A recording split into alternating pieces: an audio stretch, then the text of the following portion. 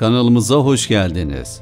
Videolarımızı beğenmeyi ve kanalımıza abone olmayı lütfen unutmayın.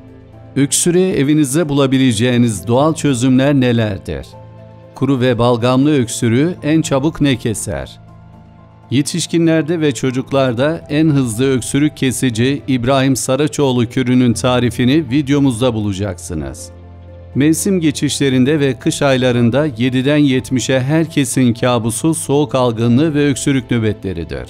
Özellikle çocuklu aileler bu problem için kuru ve balgamlı öksürüğü en çabuk ne keser sorusuyla şifa arayışına giriyor. Evde öksürüğe ne iyi gelir, evde tedaviyle nasıl geçer soruları vatandaşların yanıt aradığı sorular arasında bulunuyor. Bu olay bazen mikrop ve virüslerin etkisiyle gelişebildiği gibi alerjik bir reaksiyon olarak da karşımıza çıkar. Yetişkin ve çocuklarda en hızlı öksürük kesici bitkisel karışımlar, öksürüğe iyi gelen bitkiler, çaylar ve doğal yöntemleri öğrenmek için videomuzu izlemeye devam edin. Öksürüğe ne iyi gelir?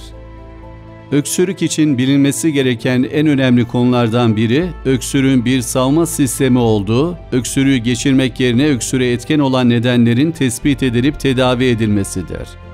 Bebeklerde, çocuklarda ve yetişkinlerde öksürük tedavisinde yaş gruplarına göre farklı yöntemler uygulanabilmektedir. Sizler için öksürüğe iyi gelen şeyler ve nasıl geçireceğinize dair bilgiler hazırladık.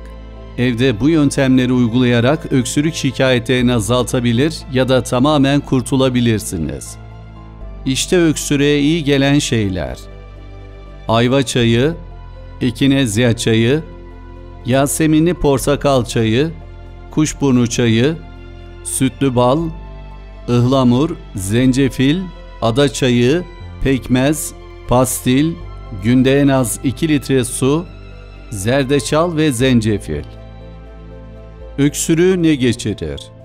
Yukarıda listelediğimiz doğal ve bitkisel yöntemleri denemenin yanında bu yöntemleri de uygulayarak öksürüğü geçirebilirsiniz. Bulunulan ortamın havalandırılması, oda nemlendiricilerinin kullanılması, soğuk ortamlardan kaçınmak, sigara ve diğer tütün ürünlerinden uzak durmak, burnu temizlemek, buhar cihazıyla buhar solumak, yastığımızın dik ve hafif yüksek olmasını sağlamak, parfüm gibi kokulardan belirli bir süre uzak durmak. En hızlı öksürük kesici.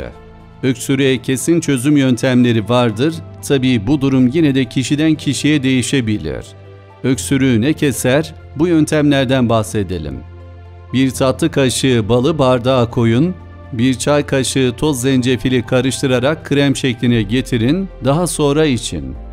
Öksürüğe iyi geldiğini göreceksiniz. Çocuklar için bu yöntem önerilmez. 1 bardak sütü hazır bulundurun, 1 tatlı kaşığı toz karabiber ve balı sütün içine ekleyerek karıştırın ve için. Bu yöntemde çocuklar için önerilmez. Ihlamuru sıcak suyun içine koyun, ayva yaprağını bir tutam alarak karışımın içine koyun. Karışımı kaynatıp ılımaya bırakın, daha sonra için. Zeytinyağını biraz ısıtın, daha sonra içine karabiber ekleyin. Sırt bölgesine sürerek masaj uygulayın, sıcak bir bez yardımıyla kapatın. Öksürüğe iyi gelen İbrahim Saraçoğlu kürü. Profesör Doktor İbrahim Saraçoğlu öksürük için kür önerilerinde bulundu. İşte o merak edilen kürler. 1 soğanı 6 eşit parçaya bölün. 1,5 bardak suyun içine atın ve kaynatın. Karışım kaynadıktan sonra ılımaya bırakın, ılık suyu hemen içmelisiniz. Balgamlı öksürük için kür. 6-7 tane keçi boynuzunu hazırda bulundurun. Yarım litre suyun içine keçi boynuzlarını atın. Kaynamaya bırakın, ılık bir şekilde tüketin. 3 gün düzenli şekilde uygulayın.